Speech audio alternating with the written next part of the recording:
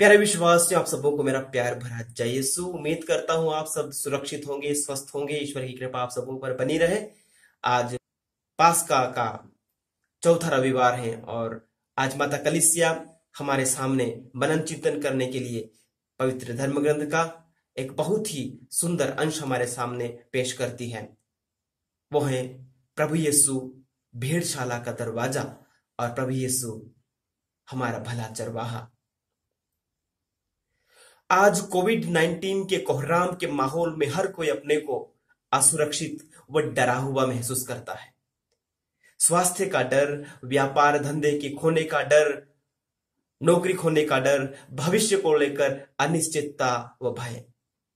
इस डर व भय के माहौल में आज हमारा यीशु हमें आश्वासन देते हुए यह कह रहा है कि वे भेड़शाला का द्वार है और हम सब उनके चरागाह की प्रजा, उनकी भेड़ें हैं।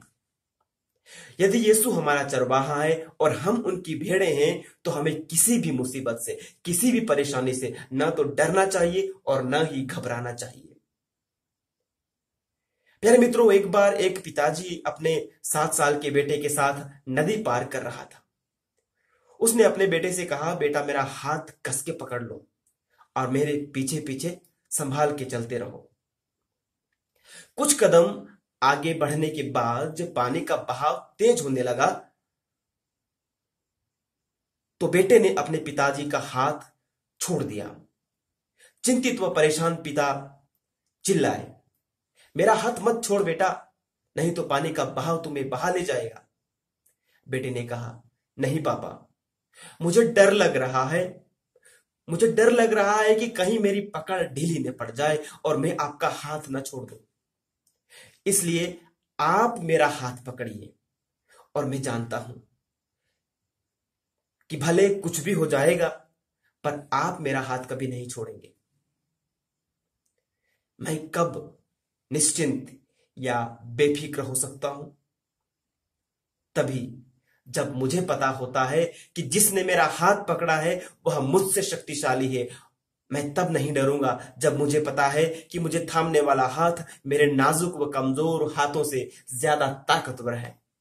आज हम प्रार्थना करें कि इस वैश्विक महामारी के संकट के समय हमारा भला गड़हैया यीशु मसीह हमारे हाथों को थामे, वो हमारा हाथ पकड़कर हमें हरे मैदानों में ले जाकर चराए और शीतल जल के झरने से हमें पिलाए। एक भले चरवाहे के रूप में यीशु का चित्रण उनके साथ हमारे संबंध को बहुत अच्छे से बयां करता है। कल्पना कीजिए कि आप एक भेड़ हैं। एक विशाल भेड़ों के समूह में आप एक हैं और यीशु आपका चरवाहा है। यीशु जो कि सर्वशक्तिमान और सबका मालिक है। यीशु जिनके अधीन सब कुछ है। जैसा कि संत मत्ती अध्याय 28 वचन 18 में उन्होंने कहा है, मुझे स्वर्ग और पृथ्वी पर पूरा का पूरा अधिकार मिला है। तो फिर सोचो, आपकी सुरक्षा कितनी सुनिश्चित है। जी हां, आपका मालिक, आपका चरवाहा दरवाजे से भेड़शाला में प्रवेश करता है। आप अपने चरवाहे की आवाज सुनेंगे और वो आपको आपका नाम लेकर पुकारेगा।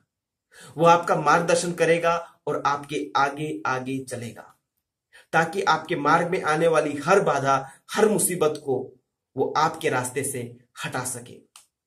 वो भला चरवाहा है, इसलिए वो किसी भी बैरी, किसी दुश्मन या महामारी को आप पर हमला करने नहीं देगा।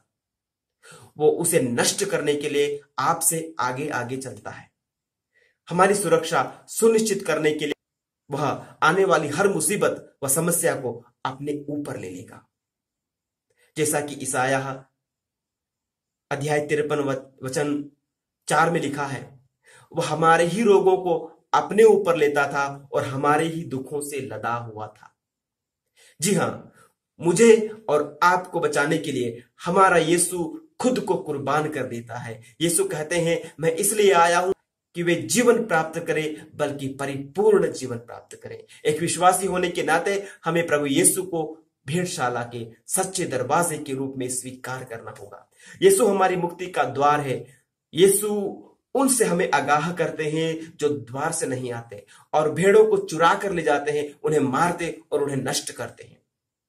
आज के पहले पाठ में संत पेतरुस अन्य शिष्यों के साथ इस सच्चे चरवाहे के बारे में, जो कि बलि चढ़ाया गया है, घोषित करते हैं कि यीशु वह भला गडरिया है जो दुर्बल, कमजोर और पतित मानव के उद्धार हेतु खुद सूली पर कुर्बान हुआ है।